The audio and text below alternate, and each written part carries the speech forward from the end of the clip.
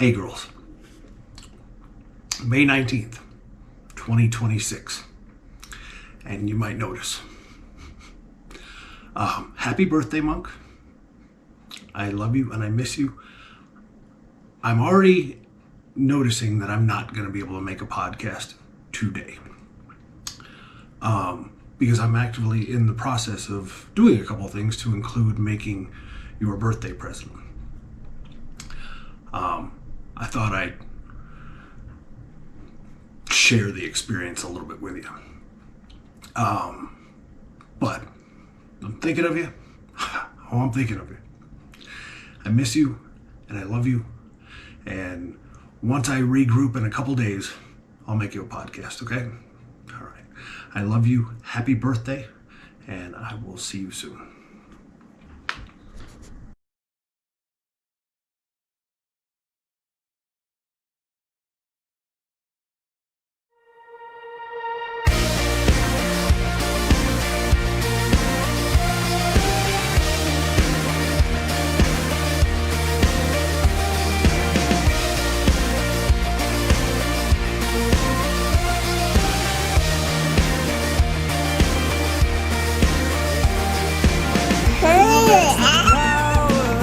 Of sin and darkness, whose love is mighty and so much stronger. The King of glory, the King above all kings, who shakes the whole earth with holy thunder and leaves us breathless in awe and wonder. The King of glory, the King above all kings. This is amazing grace. Yeah, come This here. is unfailing love. Come on. Yeah. That you Oh my would gosh. take Come my on. Dance? that you would bear my cross. You laid down your life that I would be set free. Jesus, I sing for all that you've done for me. Yeah, that's right. Can I have it? Okay, what's the next one? I'm fine, thank you. Who brings our chaos back into order? Who makes the orphan a son and daughter?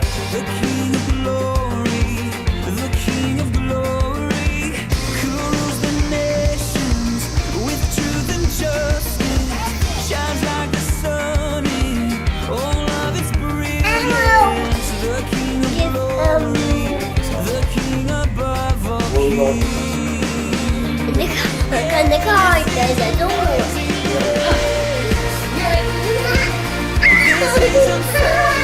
Let me stop it. You're the one going imposing upon us here. Stop Get it. no, you got one more person coming in. Go, 30 seconds.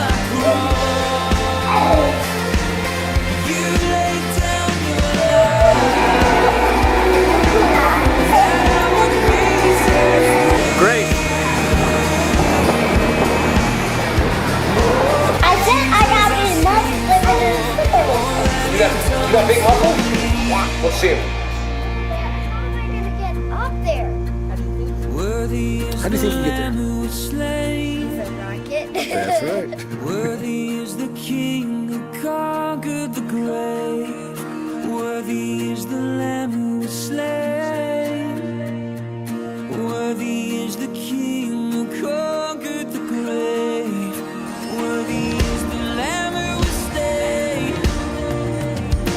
Worthy is the King who conquered the grave. Worthy is the Lamb who was slain.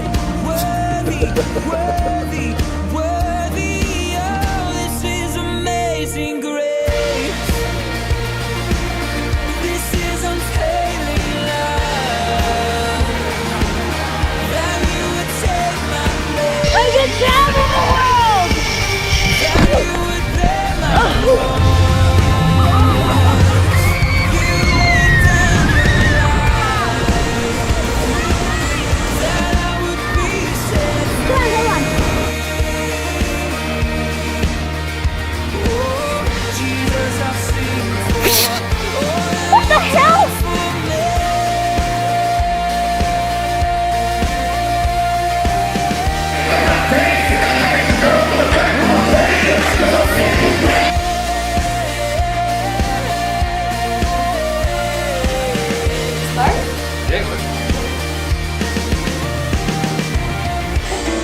should have practiced.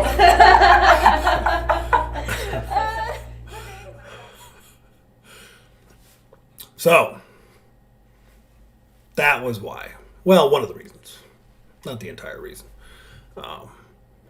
But I spent your entire birthday.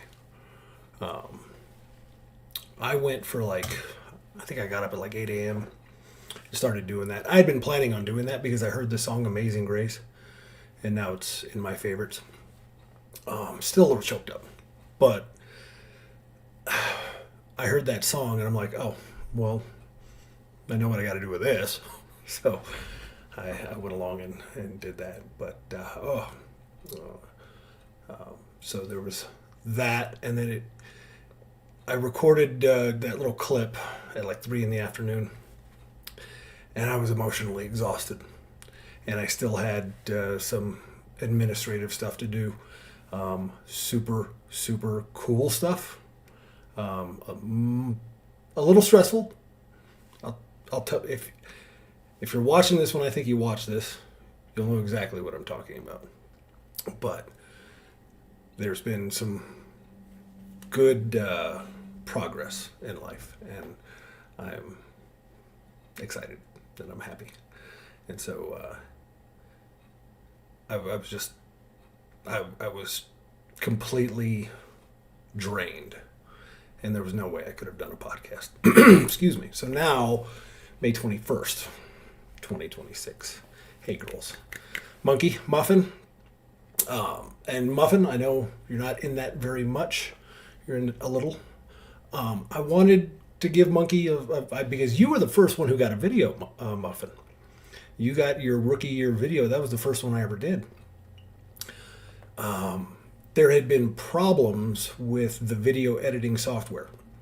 So what it was, Monkey, why it took so long to get your rookie year video, was we had an old camera trying to work with new quote-unquote software, or that's what I was trying to do.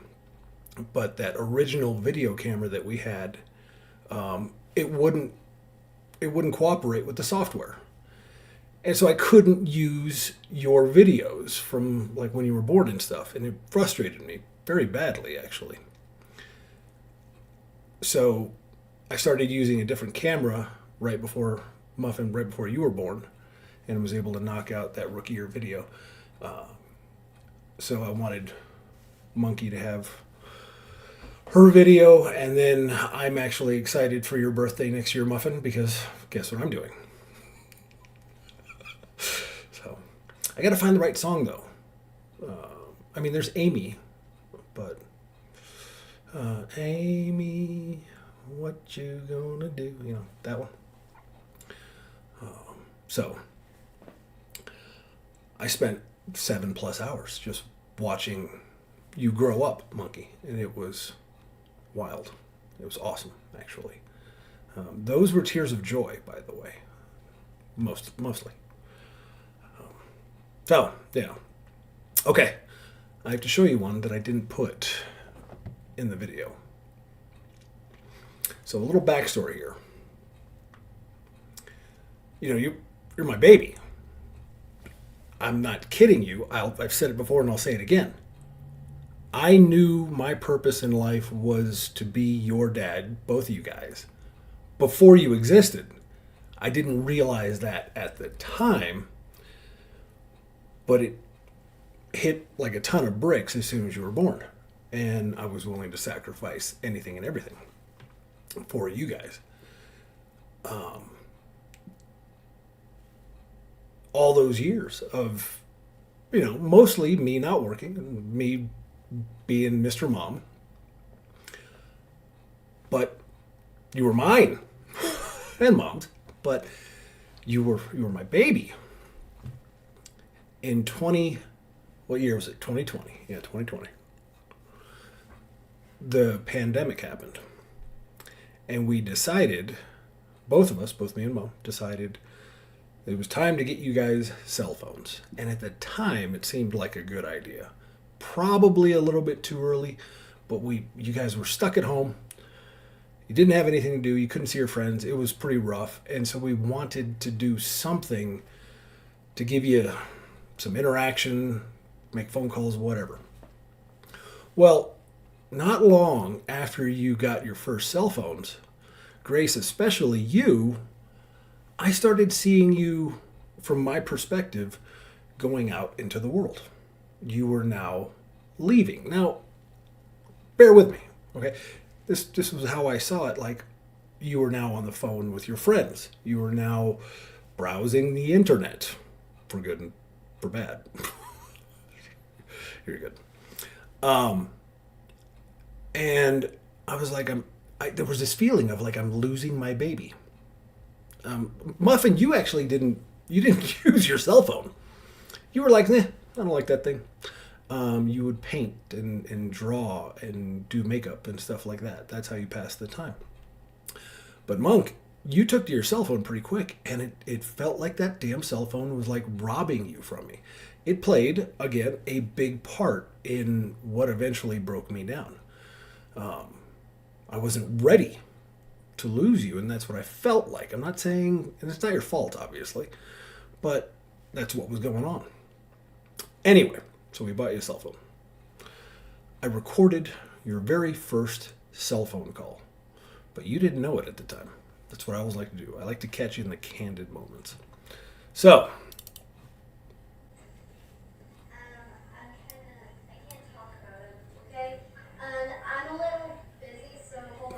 let me turn this up. Hold on, I gotta actually turn this up because it's quiet. So, it's me. You got the bathroom door cracked open. You are going potty and making your first phone call. You were actually already on the phone beforehand and you walked in there. All right, here we go. I can't talk about it, okay? I'm a little busy, so hold on, okay? Wait for it.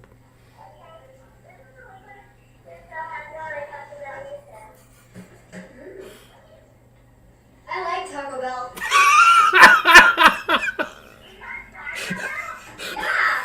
I eat it a lot. It's your first cell phone call. How are you? I'm kidding. Sorry, my dad was like recording me about calling you. And I'm like, really enough? Oh, God. Dad, enough.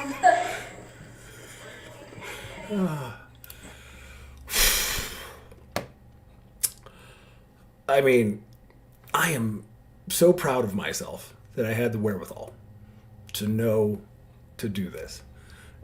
It's almost as if I've lived this life before and I knew make a lot of recordings. Probably have to blur some of that out for YouTube, we'll see. But yeah, there's my but-uhs. I'm noticing how many but-uhs I say all the time now. But-uh.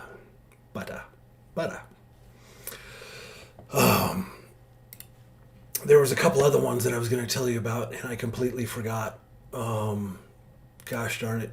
It was a few days ago, 2 days ago. There's one. Speaking of taking pictures and making videos, in 2012, in was it June? No, that's not there. That's 13. No, 6. That's what it was. I think. No.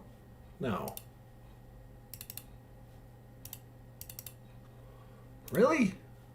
I thought I was good with my dates. You know how... there it is. It was in August of 12. Oh, yeah. You and Mom were packing to get ready to go to Japan. I went and took you in the backyard and snapped that picture. That picture right there means a lot to me. It means a lot to me. Because that's what I actually knew. Like,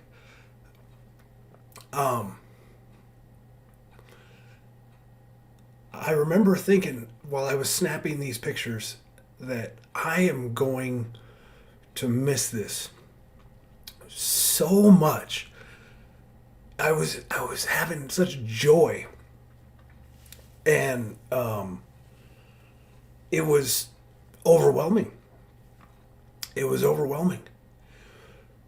But I remember snapping that picture so well and having this feeling of I don't want this to ever end. Yeah, it's one of my favorites. If you're looking for it, it's in your 2012 08 folder in your hard drive.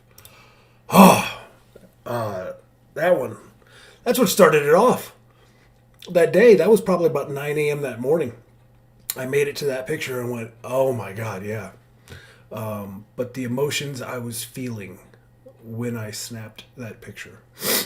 Oh, goodness. So, yeah, there's that. What else to talk about? I don't know. I'm worn out. I am worn out. I have no notes. I've been swamped. I've been busy. Here it comes. I've been super busy with this. I'll get back to it. This new thing I'm doing. And by the way, somebody asked me, what's going on? Are you doing? Did you leave the other job? So I'm technically doing both jobs, which is like the best of both worlds. It's phenomenal. So I'm working 2 separate jobs, but this one right up the street, it's a Tenniel Airport. There's a lot to do. I'm kind of in a leadership role, so to speak, and I'm getting the ball rolling on a lot of things and working with, unfortunately, the government to do it. And working with the government is never easy. Oh, goodness. Pull it together. Sorry.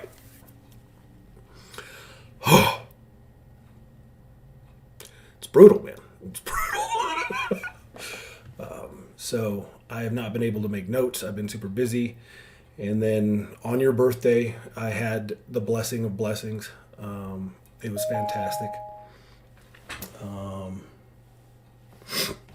I have to answer this. I do apologize.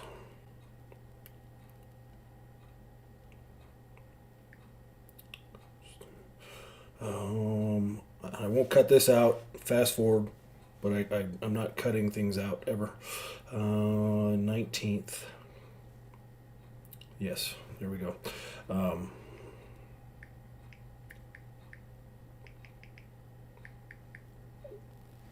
Okay. But that's what keeps happening, is everybody needs an answer right now, and it's stressing me out. It's a good stress. Remember, we talked about the different types of stresses. There's distress. That's where that word comes from. Distress, bad, not good. It's not healthy. And then eustress, starting with an EU, stress. That is good, beneficial stress. This is still beneficial, but it's stressful. Where was I? My mind is scattered to hell. This is going to be one hell of a podcast, isn't it? Goodness gracious. Let's get some caffeine going and really lighten up the mood. Let's get that in the mix. All right, regrouping. Where was I? I was talking about your video. What's going on? Don't have many notes. Help me out here. Yeah. Oh! I thought I had before I got interrupted.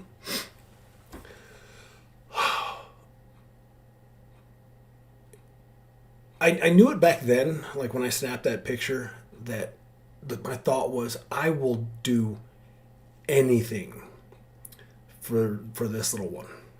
And Muffin, same thing for you. I got sidetracked from that.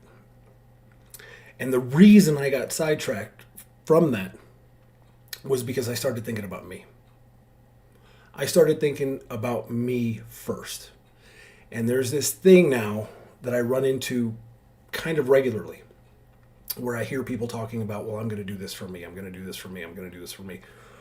And I just wonder, I'm not saying it's wrong, but it doesn't go with how I gear my life.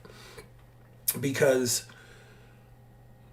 for example, when the people I've worked with, when somebody can't beat an addiction, they're thinking about themselves. They're only thinking about themselves. Everybody else is secondary.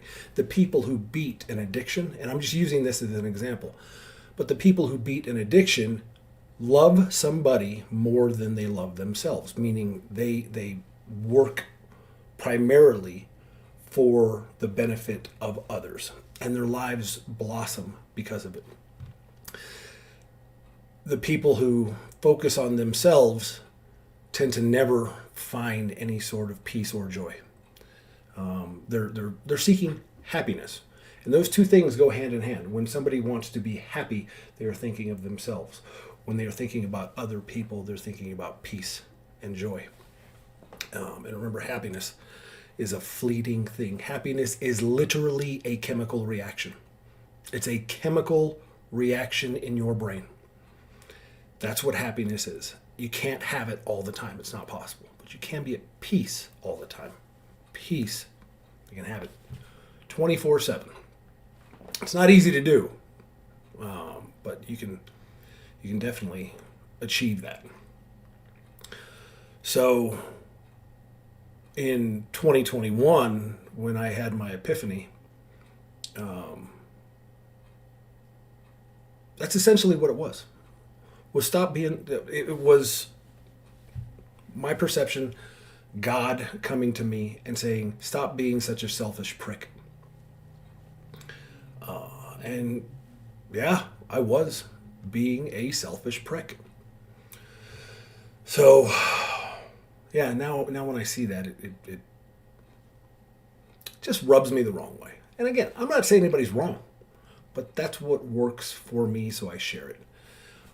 And once I did that, along with other things, I never had a desire to drink. I never had a desire to womanize. I never had a desire to do any of the cardinal sins.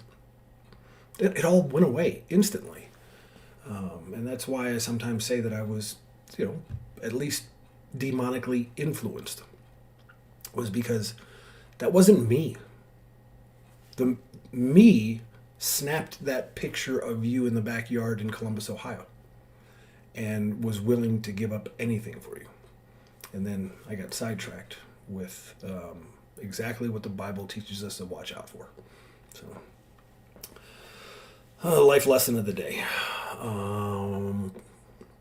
Yeah. What else? What are we going to do? I don't know. I'm worn out. But I'm motivated. Somebody asked me the other day, because there are a lot of people in my life. You guys are at the top of the list, but there are a lot of people in my life who have motivated me. And I use that term specifically because, for example, my grandfather is also at the top of the list. Same with my grandmother. And I missed him dearly. I often think, my God, what I wouldn't give to have a conversation with my grandfather. And that's kind of the point of these. I miss him dearly. And some people might interpret that as pain. And in some sense it is. But it's also motivation. Going back to the Bible, it says to honor your father and your mother.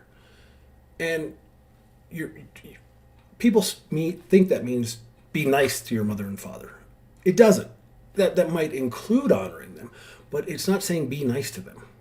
It's saying honor them, because they're the ones who raised you. Now, the people who actually raised me were my grandmother and my grandfather. And so I honor them by trying my damnedest to live a good life, and I dishonored them when I didn't. So it's motivating. Me missing them, me thinking about them, me wanting to be with them. It is painful in a sense, but you can, as you've heard before, you harness that energy and turn it into motivation. To do nothing with it is actually dishonoring people.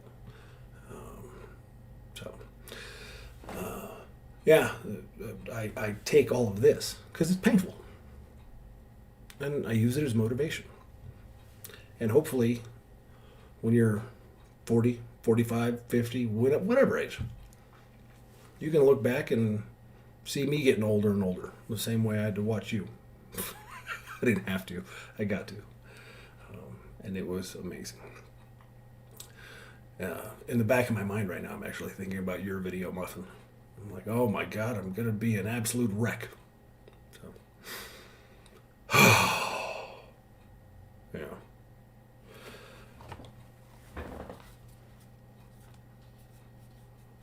Just trying to think of what else is going on.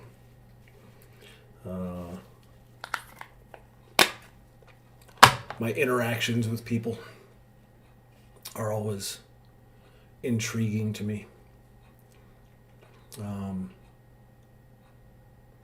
I had somebody.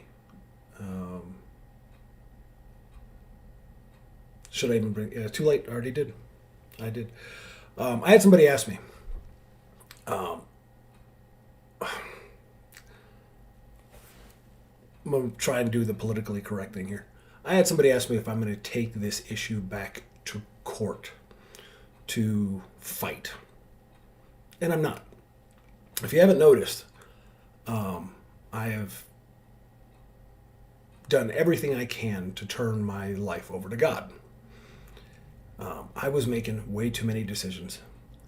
And I don't believe that fighting in court with somebody that you love and took vows to is, I don't believe that's proper. I don't think it's the right thing to do. And just because somebody else does it doesn't mean I'm going to do it too.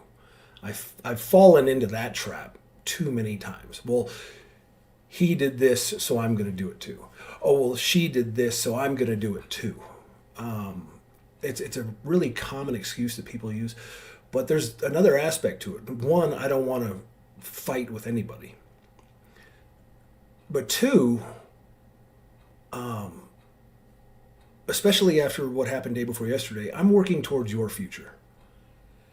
And to go and hand over money to the court system and the lawyers and to put you through that again is not something I'm going to do. There's some stuff coming up that would kind of make it to where I could take it back to court if I wanted to, and I don't want to. I don't think that's the way to handle things. That's just my opinion, but I am working towards the future for you guys.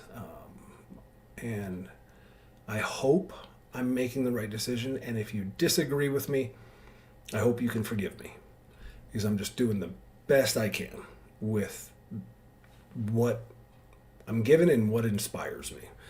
Because no kidding, at night I just lay in bed and go, Lord, can you just give me some guidance on what, and he does all the time. But I just ask for guidance. It's only when I step in and react to things and do stupid shit that problems occur. And I still do it. Don't get me wrong, I'm human. I still do those things. I'm not saying I don't. And oddly enough, when I ask for the opportunity to have more patience, God gives me the opportunity to have more patience. He's like, all right, here you go. He hands me that 50-pound weight and says, get stronger. So it's something that's actively going on right now is I'm having to actively practice my patience. And it's not easy. It's not, but it's not supposed to be. If it was easy, remember, you wouldn't actually appreciate it. So,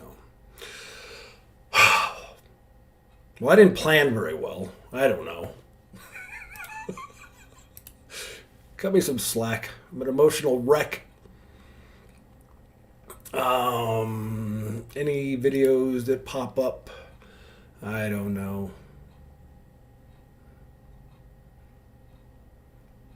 You know what we'll do?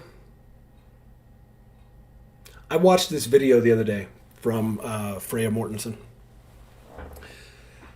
And I want to sit and watch it with you.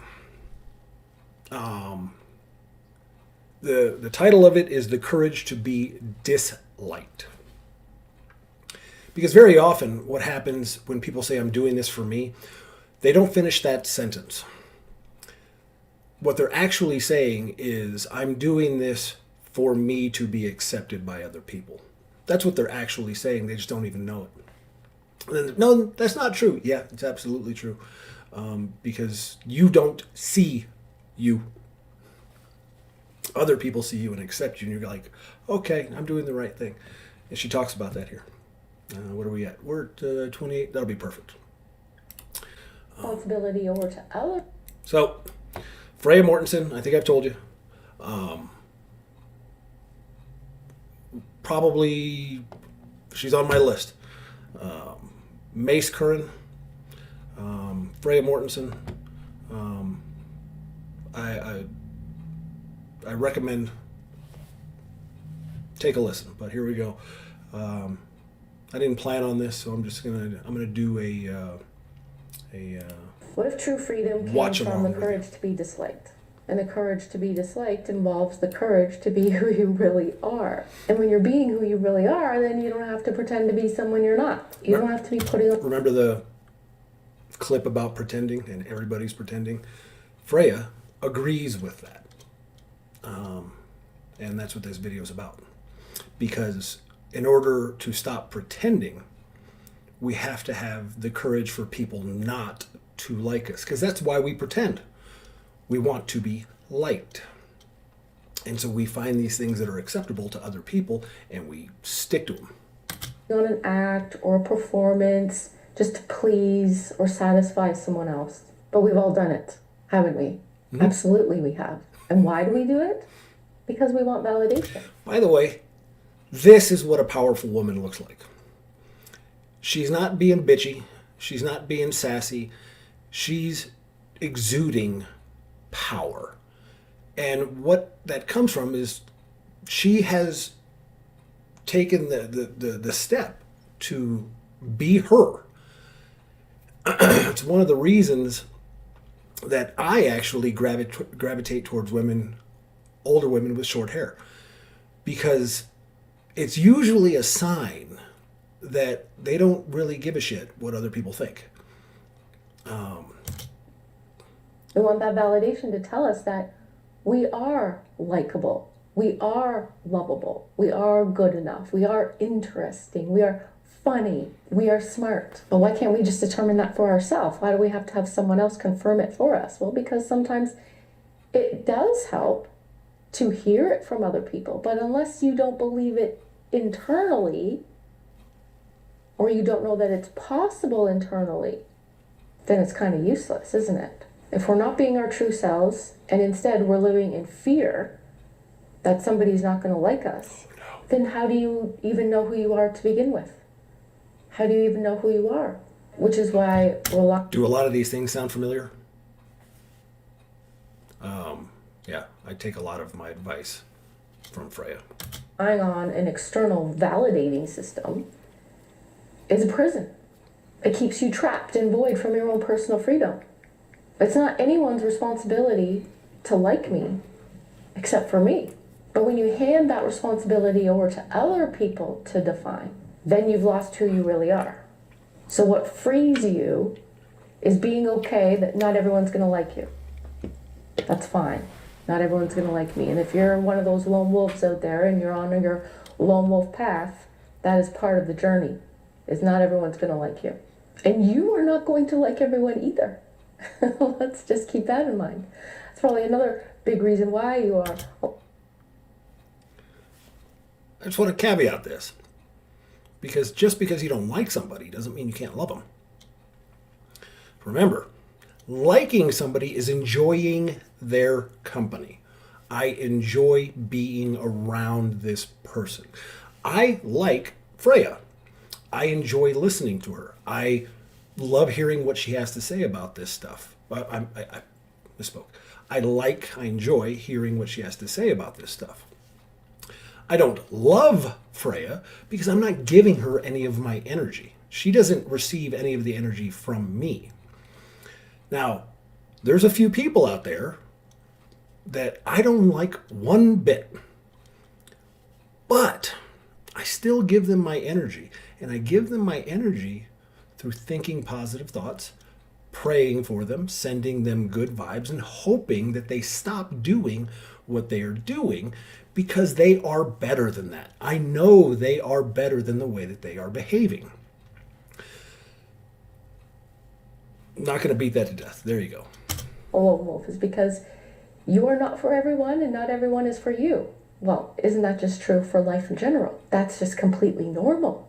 So when you know that, that's when the true freedom to be the real you emerges. Even in the positive messages that you do get, you learn not to attach to them. Unless, of course, you believe them to already be true within yourself. You don't need to hear it from someone else for it to be true. Those positive messages are already programmed within you. And if someone notices it and mentions it, well, that is true validation.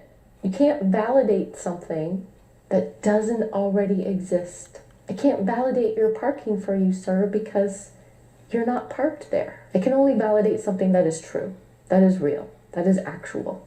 But if you don't know it, then it cannot be validated. Then it is false. False validation based on a performance or an act. There is no courage there. There's probably just pride. But if you're only attaching meaning to the negative messages that you get and dismissing the positive ones, it's because your conscious or subconscious mind has already attached meaning to those things to be true. They're validating the negative within you that you already know. So validation is always dependent on you. No one can validate something about you intrinsically that you don't already know. People can criticize the way you look, the way you speak, the way you act, the way you parent, the way you live, the way you're just carrying yourself. And if some part of you already fears what they're saying might be true, then you're going to attach to it. And you might think, how dare they? You might start If you ever hear somebody say, "How dare you?" I really encourage you to get away from that person. That phrase for me has been like the red flag of all red flags of people who are toxic. adjusting yourself, hiding yourself, over-explaining yourself just to make it not true, not visible anymore. Trying to make sure that no one ever sees you that way again, including yourself. But now, without realizing it, you've gone into this performative act. Your own authenticity is lost. Courage is lost. You are not yourself anymore. But then, yes, the same thing can happen with praise. Someone can compliment you, admire you, tell you that you're so beautiful and wise. And even then, if you don't already believe that within yourself, you may start attaching to that as well. I feel this is a true story. I'll just be vulnerable with you. I feel I'm one of the most unattractive people on the planet. That's the reality of it. I still don't like looking in the mirror. I know why. I know where that came from, and I know why it is. And I hear people tell me things, and the problem that I run into, and I have to try and fight this, is the moment someone tells me I'm attractive, my brain tells me that person is a liar. That person is lying to you right now. Don't trust that person. That's something I actively have to fight off. I know it's not a logical way of thinking, but FYI, I battle with this stuff. But in a different way, in a craving sort of way. Like you're waiting for that compliment to happen again, just to hear it again, like your life depended on it. And so you recreate that version of yourself that received the approval But once again, here you are performing. You're not being yourself. So whether the messaging is positive or negative, neutral, the work is still the same. You come to learn that other people's opinions about you are none of your business. What matters is what you think about yourself. If you're harsh on yourself, you're your own worst critic. I disagree with that in the slightest way. And it's not that I disagree with it. I would want to have a conversation about it, her stance on this. So while I do believe that other people's opinion about me is not my business, what if they're right is my stance. What if they are right? Because it's very easy for us to dismiss other people and say, your opinion doesn't matter. But it does. That's another human being. It's another human being. And when someone has a negative opinion about me, I want to find out why. And find out, okay, what's going on here? Do they have a valid point? Is there a way that I can improve? So I see her point and I agree with her. However, I think more can be added in that we don't want to live off of other people's opinions, because then we're people pleasers. But at the same time, what if they are right? And that's where the vulnerability comes in. I can say, hey, I could be screwing this up.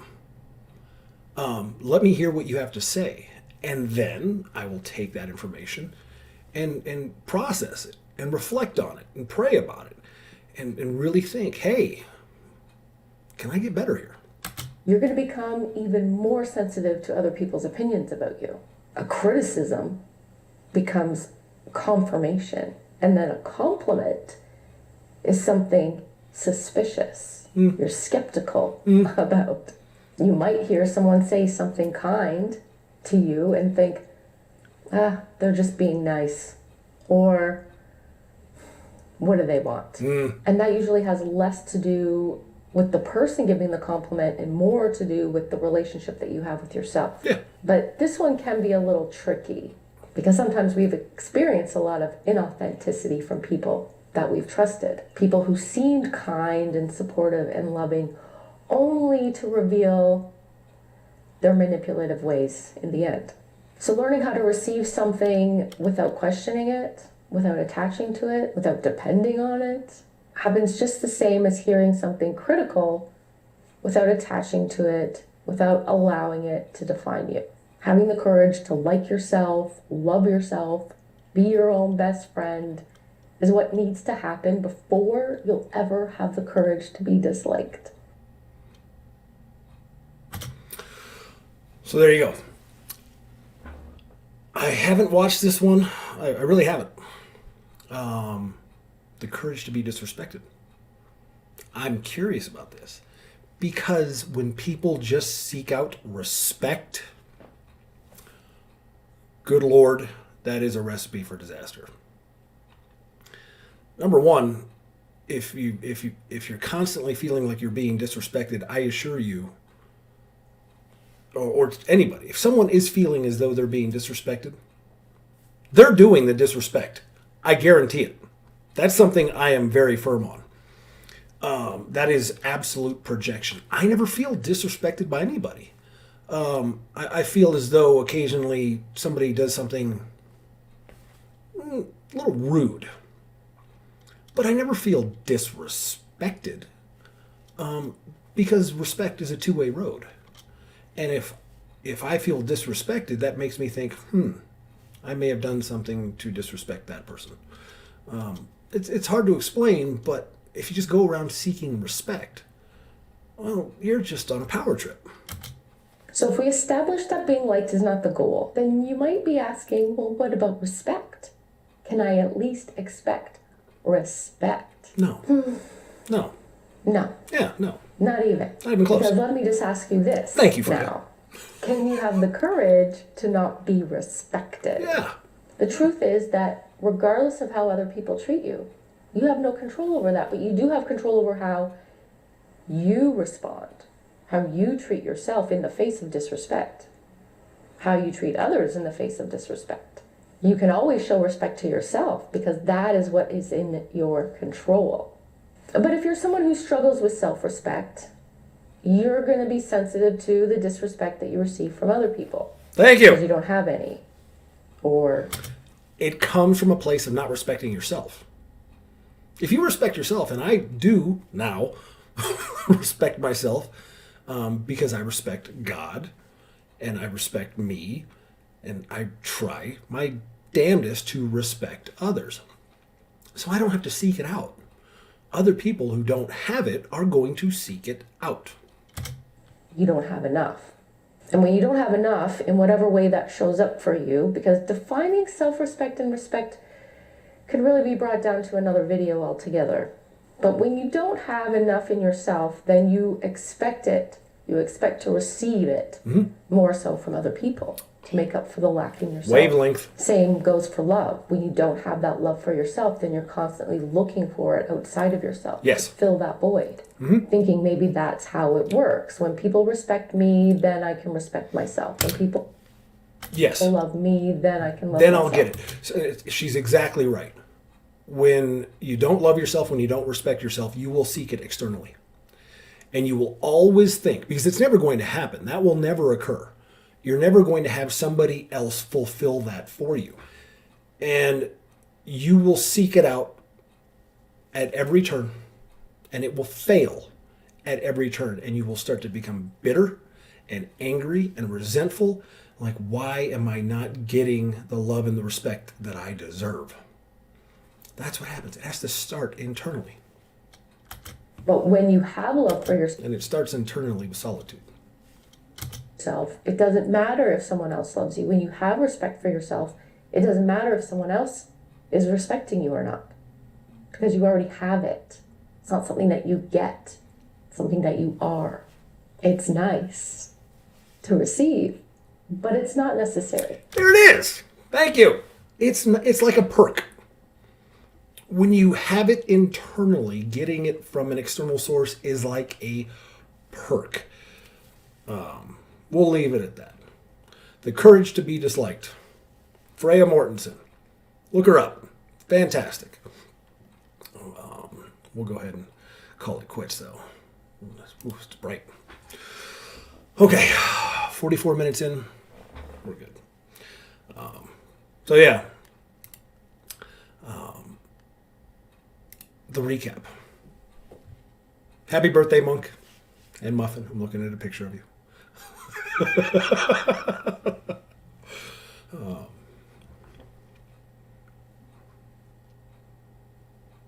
Someone sent me a picture of you, Muffin. And I gotta be honest, I didn't recognize you. My God, she grew up. So anyway, that's that. So I love you guys. I give you my energy, and I'm working to give you my energy constantly. There is no part of me anymore that says I'm going to do this for me. Even going to the gym, which a lot of people say they do for themselves, it's not for me. Because I go to the gym not for my body, but for my mind. Because that is an aspect of getting my mind right. Getting my mind, body, and soul all right. Or working on it, at the very least. But there is no aspect of me that says, I'm doing this for me. And quite frankly, I like that. I like it a lot. It is validating. It gives me the validation that I need. It makes it so I have my own self-respect. It makes it so I love myself. And I don't need it from external sources because of that. I highly encourage you girls to do the same thing. It's a fine line, because while we don't want to live off the opinions of others, we want to do things for others, for their benefit. when you do something for others, that's when you get that validation. When you can say, I've done this for you, and it's not an appearance thing, it's I'm doing this for you.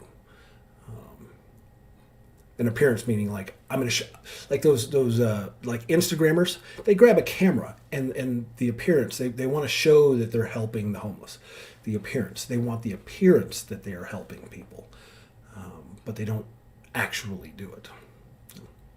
Okay, I made it through. I'm gonna be honest.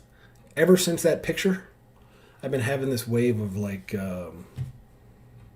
anxiety and just like there's definitely a chemical reaction going on right now in my body. Not sure what it is. I think I'm having a little adrenaline burst, or maybe too much cortisol. Ashwagandha. If you don't know about ashwagandha, look up cortisol and ashwagandha. Good stuff. Don't take too much of it. You don't want to take too much ashwagandha. You need that cortisol. It's actually healthy. Same thing I told you before. Happy birthday, Monk. 15 years ago today, we brought you home, and I will forever be dedicated to you girls. I love you. Happy birthday.